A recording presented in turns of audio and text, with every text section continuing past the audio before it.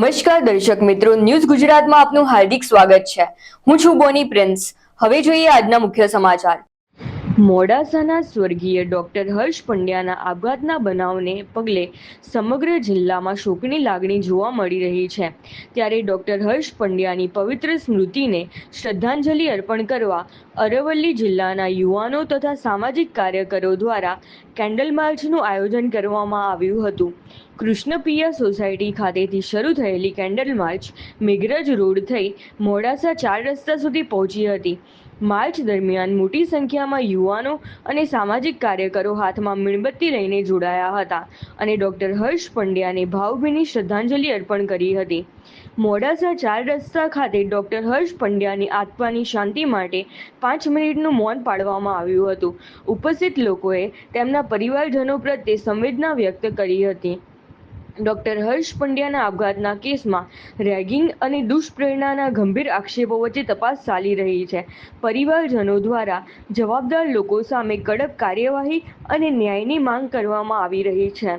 Candle March દરમિયાન ઉપસ્થિત યુવાનો અને સામાજિક કાર્યકરોએ રેગિંગ જેવી ઘટનાઓ સામે કડક પગલાં લેવામાં આવે અને ભવિષ્યમાં કોઈ તબીબ કે વિદ્યાર્થીને આવી પરિસ્થિતિનો સામનો ન કરવો પડે તેવી માંગ સાથે પોતાનો અવાજ ઉઠાવ્યો હતો। રિપોર્ટર દેવાંગ સોની, મોડાસા, અરવલ્લી। સૌ વડીલો, પત્રકાર મિત્રો, મીડિયા પધાર્યા છે, સૌનો હું ખૂબ ખૂબ આભાર માનું છું।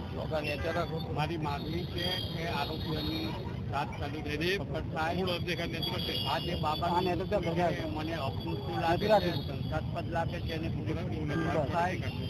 ગુનેગારોને સમયસર ધરપકડ થવી જોઈએ અને જો સમયસર ધરપકડ ના થાય તો મારા આગળ જવાની કાર્યવાહી કરવાની ફરજ પડે। બધાને હું વિનંતી કરું છું કે આને યોગ્ય રીતે તપાસ કરે, સત્ય બહાર લાવે।